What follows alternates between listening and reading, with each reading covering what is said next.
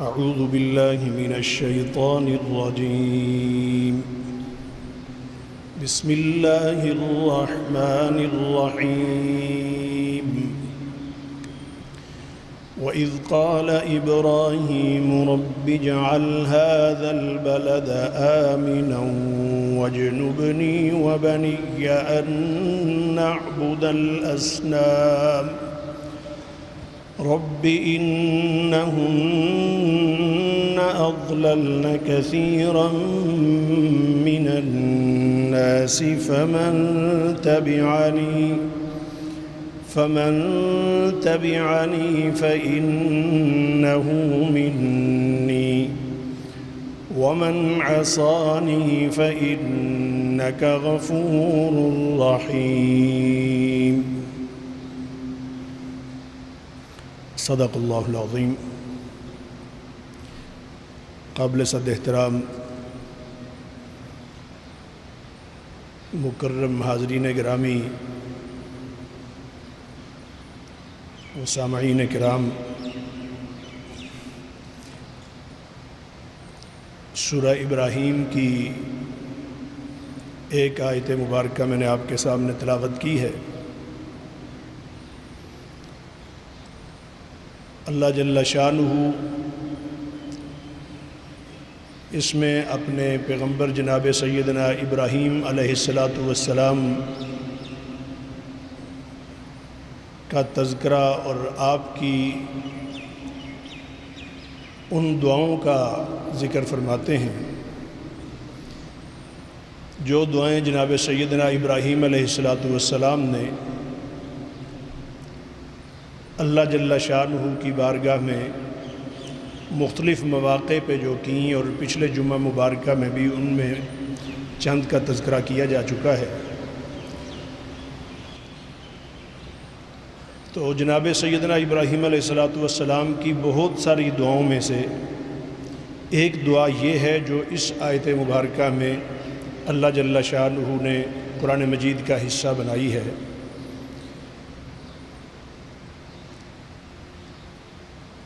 حرم بیت اللہ کے متعلق دعا کرتے ہیں، مکہ مکرمہ کے متعلق، کہ یا اللہ اس شہر کو امن و سلامتی والا شہر بنا، یا اللہ اسے امن والا شہر بنا. اور اس سے پہلے جس آیت مبارکہ میں اس شہر کے امن کے لیے دعا کی، وہیں ساتھ یہ دعا بھی کی وَارْزُقْ أَهْلَهُ مِنَ الثَّمَرَاتِ، کہ یا اللہ یہاں کے رہنے والوں کو تو اپنی طرف سے حلال اور طیب رزق عطا فرما. ثمرات، ثمر یہ پاک رزق ہے، یہ طیب اور حلال رزق ہے. فرمایا کہ یہاں کے رہنے والوں کو یا اللہ تو حلال رزق عطا فرما. یہ جو جگہ تھی اس کے متعلق اس سے آگے کی آیات میں جب اپنی اولاد کو وہاں بسا رہے تھے جناب سیدنا اسماعیل علیہ السلام اور حضرت حاجرہ کو جب چھوڑا تھا، تو اس وقت اس جگہ کے متعلق اللہ جل شانہ کی بارگاہ میں فریاد کی تھی ربنا انی اسکنت من ذریتی بواد غیر ذی زرع، کہ اے اللہ تیرے حکم پر اپنی بیوی کو اور اپنے معصوم بچے کو ایسی جگہ پہ چھوڑ دیا ہے بواد غیر ذی زرع، کہ جہاں کوئی ذرہ بھی سبزہ نہیں ہے. بواد غیر ذی زرع، جہاں پہ کوئی زراعت نہیں ہے، کوئی سبزہ نہیں ہے، کوئی کاشت نہیں ہے،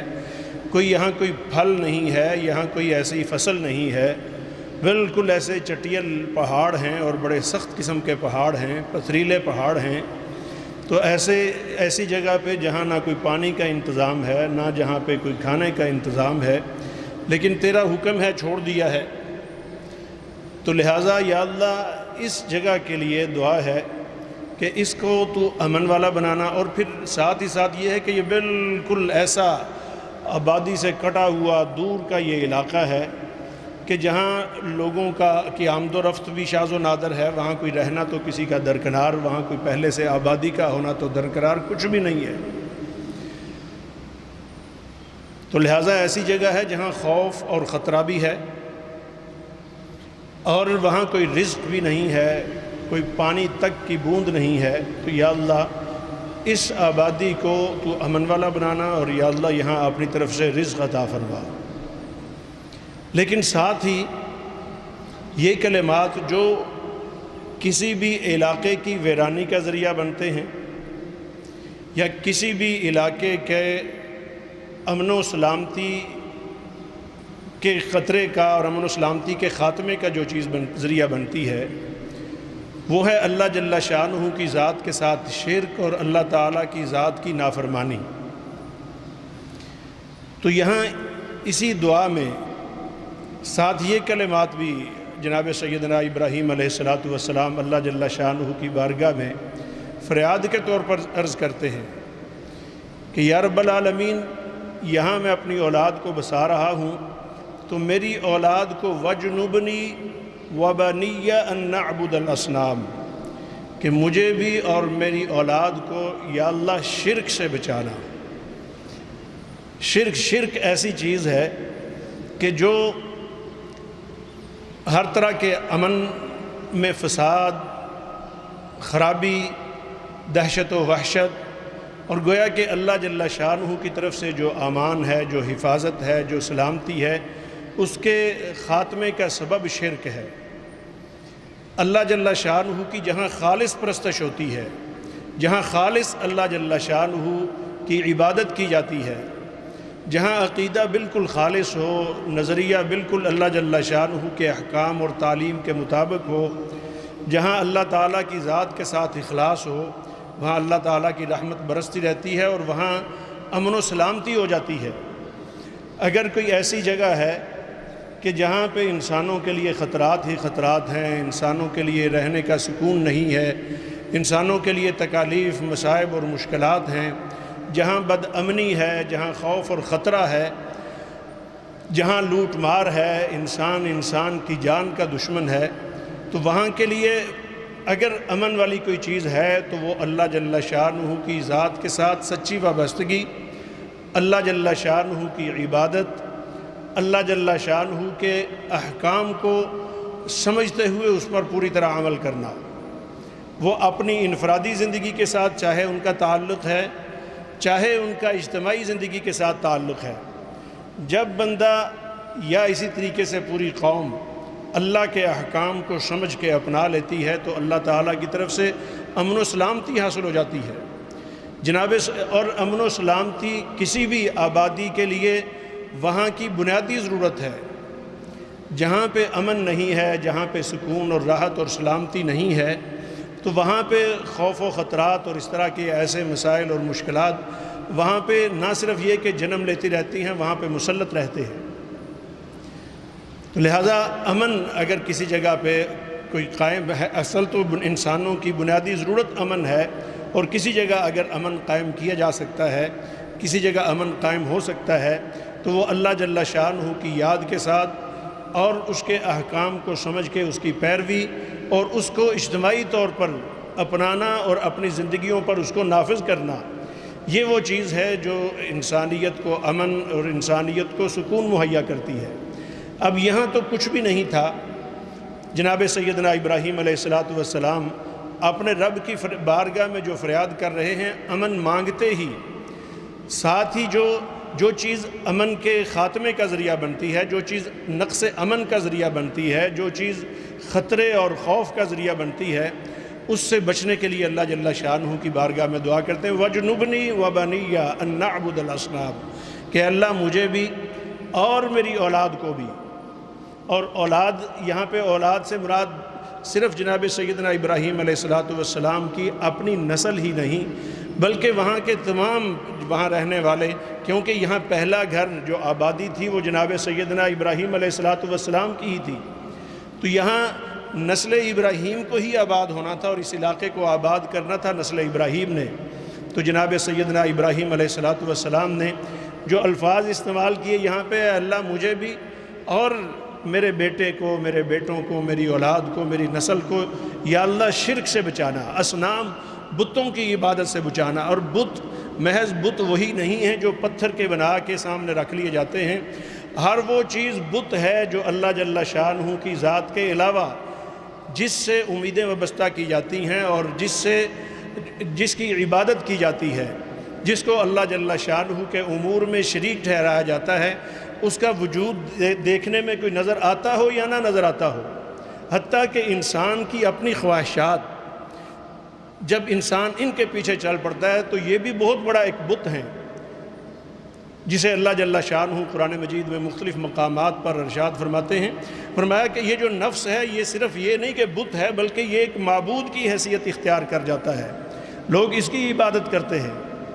تو فرمایا افرأیت من اتخذ الہہ ہواہ، کیا آپ نے ان لوگوں کو دیکھا ہے کہ جنہوں نے اپنی خواہشات کو معبود بنا لیا؟ اب خواہشات تو کوئی نظر آنے والی چیز نہیں ہے، نفس کوئی نظر آنے والی چیز نہیں ہے، لیکن سب سے بڑا بت اگر کوئی ہے جو انسان کو گمراہ کرتا ہے اور جو اللہ سے دور کرتا ہے اور جو انسان کی انسانیت کو برباد کرتا ہے، وہ اس صورت میں جب کہ انسان اپنے نفس کے پیچھے چلنا شروع کر دیتا ہے، نفس کو اپنے کنٹرول میں رکھتے ہوئے اللہ جل شانہ کی ذات کو پہچان کے اللہ کے احکام کو اپنانا، اس کی تعلیمات کو سمجھنا اور اس کی عبادت کرنا، اس کی بندگی کرتے ہوئے اس کے احکام کے مطابق اپنی پوری زندگی کو بنانا، یہ ہے اللہ جل شانہ کی عبادت۔ اور جو ہی اللہ تعالیٰ کی عبادت سے کوئی شخص ہٹتا ہے تو کبھی اس کا نفس بت بن جاتا ہے، کبھی اس کا خاندان بت بن جاتا ہے، کبھی ان کے خاندان کا کوئی بڑا بت بن جاتا ہے، کبھی اس علاقے کا کوئی سربراہ، اس کو وہ بت کا نام دے دیا جاتا ہے، کبھی کسی مذہبی رہنما کو بت کی حیثیت دے دی جاتی ہے اور کہا جاتا ہے کہ یہ جو کچھ یہ اس نے کہہ دیا ہے وہی سب کچھ ہے، حالانکہ اصل چیز وہ ہے جو اللہ نے بتائی، اللہ کے احکام ہیں اور اللہ کے رسول صلی اللہ علیہ وسلم نے ان انسانیت تک ان کو جو پہنچایا ہے، اور جو ان کی اتباع میں چل رہا ہے، اصل وہ ہے جو اللہ کے اور اس کے رسول صلی اللہ علیہ وسلم کی تعلیمات اور ان کی اتباع۔ تو آگے ہر بندہ جو اتباع کر رہا ہے وہ لوگوں کو پیغام اللہ اور اس کے رسول کا پہنچا رہا ہے، یہ وہ حقیقت ہے جس کے پیچھے انسانیت کو چلنے کی ضرورت ہے۔ اور جب انسانیت اس کے پیچھے چل رہی ہوتی ہے تو پھر اللہ جل شانہ اپنی طرف سے امن عطا فرماتے ہیں۔ حاضرین محترم، اللہ تعالیٰ پھر خود قرآن مجید میں سورہ عنکبوت میں اللہ ارشاد فرماتے ہیں اولم یروا انا جعلنا حرما آمنا، تو کیا پھر لوگوں نے دیکھا نہیں کہ ہم نے اس حرم کو امن والا بنا دیا، امن اور سلامتی والا بنا دیا۔ اب کیا ہے کہ وہاں صرف یہی نہیں کہ انسانوں کے لیے اللہ نے امن رکھا ہے، انسانوں کے لیے تو امن یہ ہے کہ وہاں کسی جگہ کسی طرح کا کوئی خون نہیں کیا جا سکتا، دشمن کو کوئی قتل نہیں کر سکتا، دشمن کو کوئی نقصان وہاں پہ نہیں پہنچا سکتا۔ اگر کوئی دشمن بھی بیت اللہ میں آ جاتا ہے، سرزمین حرم پہ آ جاتا ہے، تو اس دشمن پر بھی کسی طرح کا کوئی ہاتھ نہیں اٹھایا جا سکتا، بلکہ حرم کی زمین سے باہر نکل کے اس کے ساتھ اگر کوئی معاملہ کرنا ہے تو کرنا ہوگا۔ اس کو اللہ تعالیٰ نے اتنا امن والا بنایا۔ اور پھر جب ایک مسلمان احرام کی حالت میں ہوتا ہے تو اس وقت تو یہ ہے کہ شکار تک کرنا اس سرزمین پر، حلال جانور کا شکار کرنا بھی اس زمین پر وہ بھی ممنوع قرار دے دیا جاتا ہے احرام کی حالت میں۔ تو حاضرین محترم، اس جگہ کو اللہ تعالیٰ نے پھر ایسا امن نصیب فرمایا، ایسا امن نصیب فرمایا کہ وہ پوری روئے زمین پر ایک مثال کی حیثیت رکھتا ہے، یہ پوری دنیا کے سامنے ایک مثال ہے۔ یہ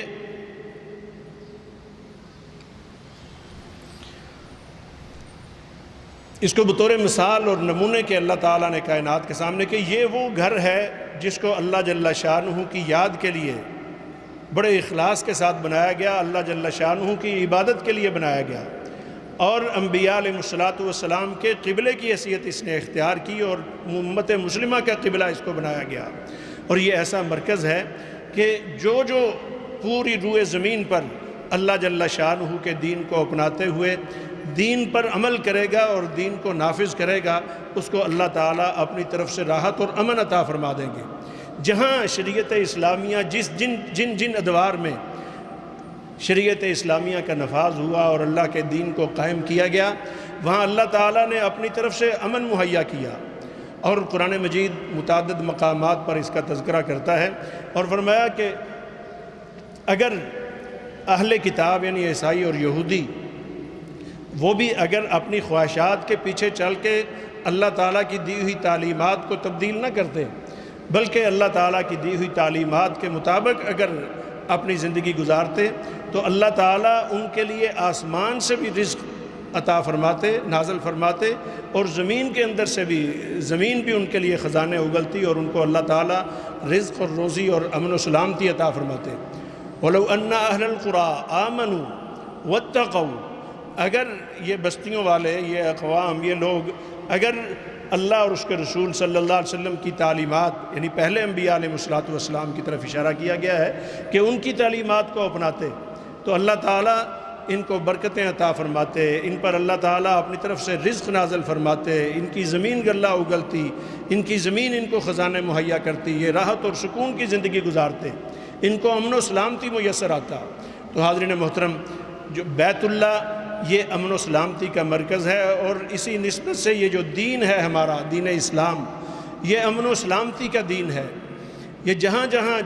جو شخص اس کو اپناتا ہے اپنی انفرادی زندگی میں، وہ راحت اور سکون کی زندگی گزارتا ہے۔ جس شخص نے پورے طریقے سے اللہ جل شانہ کے دین کو اپنے اندر بسا لیا، اپنے اندر کو اس سے منور کر لیا،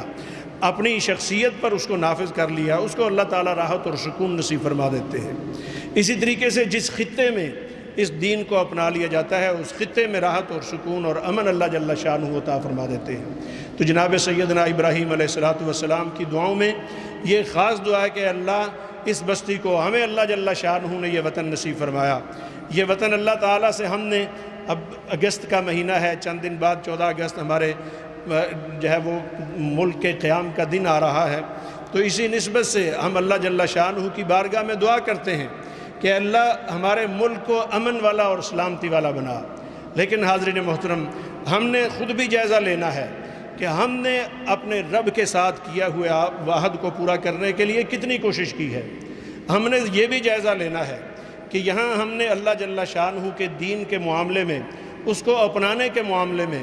اپنے نظام پر اللہ موجودہ ہر سطح پر اللہ جل شانہ کے دین کے قیام کے معاملے میں ہم نے کتنی سنجیدگی سے کام لیا ہے۔ نہیں، اگر ہمارے ملک کے اندر امن و سلامتی ہمیں اگر نظر نہیں آتا جس طریقے سے ہونا چاہیے، اور یہ حقیقت ہے کہ اللہ تعالیٰ نے، اگر بیت اللہ ایک مرکز ہے انسانیت کا، امن و سکون کا، راحت کا، اللہ جل شانہ کی عبادت کا، تو پوری روئے زمین پر ہمارا یہ خطہ جس کو اللہ جل شانہ نے ہر طرح کی نعمتوں سے نوازا ہے، اللہ جل شانہ کی طرف سے بہت برکتیں ہیں ہمارے اس خطے پر، اور جو اللہ تعالیٰ نے استعداد اور صلاحیت یہاں کے رہنے والوں کو عطا فرمائی ہے، اور جو اپنے دین کے ساتھ محبت اور وابستگی اللہ جل شانہ نے یہاں کے رہنے والوں کو عطا فرمائی ہے، یہ اللہ کا خصوصی کرم ہے۔ ہم اس موقع پر اپنے رب کی بارگاہ میں دعا کرتے ہیں کہ اللہ تعالیٰ ہمارے ملک کو امن و سلامتی عطا فرما، اور ہمارے ملک میں یا اللہ ہمیں تو اپنا سچا دین نافذ کرنے کی اللہ توفیق نصیب فرما، اس دین کو قائم کرنے کی اللہ ہمیں توفیق نصیب فرما۔ ادھر ادھر کی جتنی بھی چیزیں ہیں، یہ ظاہر ہے جو ہمارے دین اور شریعت سے ٹکراتی ہیں، چھوٹے سے لے کر بڑے تک کا جو بھی سسٹم ہے، جہاں اللہ جل شانہ کے احکام اور تعلیمات کے متضاد جو بھی چیز آتی ہے، اس سے بدامنی اور اس کے ذریعے سے خطرات آتے ہیں، اور اللہ جل شانہ کی طرف سے برکت اٹھ جاتی ہے، پھر بے روزگاری آتی ہے، مہنگائی آتی ہے، اور کئی طرح کے ایسی چیزیں آتی ہیں جس سے انسانیت وہ سکون کی بجائے بے سکونی کی طرف چل پڑتی ہے۔ اللہ تعالی ہمیں اپنی ذمہ داریاں ادا کرنے کی توفیق نصیب فرمائے۔ ہمارے پاس ترکی کے ہمارے بھائی آئے ہوئے ہیں، انہوں نے خصوصی طور پر ترکی کے جو موجودہ حالات ہیں، ظاہر ہے یہ بھی ایک دہشت گردی ہے، وہاں جس طریقے سے سکون اور راحت کا ایک نظام قائم ہو رہا ہے، اس کے مقابلے میں اس کے دشمنوں نے جو سازش کی ہے، اور پورے ترکی میں کوئی 60 سے زیادہ مقامات پر بڑے پیمانے پہ آگ لگا دی ہے، جس کو کنٹرول کرنا اب بہرحال بڑا مشکل ہوتا جا رہا ہے۔ اس کے لیے انہوں نے خصوصی طور پر دعا کے لیے کہا ہے۔ ہمارے ملک میں باقاعدہ علماء نے یہ اعلان کیا ہے کہ مساجد میں جمعے کے موقع پر دعا کی جائے، تو ہم دعا کرتے ہیں کہ اللہ جل شانہ وہاں جس طریقے سے وہ ملک دین کی بنیاد پر فلاح حاصل کر رہا ہے، اللہ جل شانہ ان کو کامیابی اور ترقی نصیب فرمائے، اور جو ابھی اس وقت جو فتنہ آیا ہے، اس فتنے سے اللہ جل شانہ نے امن و سلامتی نصیب فرمائے، اور اللہ تعالیٰ دشمنوں کی سازشوں کو ناکام اور خائب و خاسر فرمائے، انہیں اللہ جل شانہ اس مشکل میں اپنی مدد سے نوازے۔ اور ہماری دعائیں ان کے لیے ہیں، ہم ابھی بھی دعا کر رہے ہیں۔ اللہ تعالیٰ کی بارگاہ میں بڑے اخلاص کے ساتھ، انہماک کے ساتھ، توجہ کے ساتھ یہ دعا ہے کہ اللہ ہمارے ان بھائیوں پر رحم فرما، وہاں کے حالات پر یا اللہ رحم فرما، اور انہیں یا اللہ اپنے ملک کے اندر امن و سکون اور سلامتی نصیب فرما۔ ربنا تقبل منا انك انت السميع العليم وتب علينا انك انت التواب الرحيم۔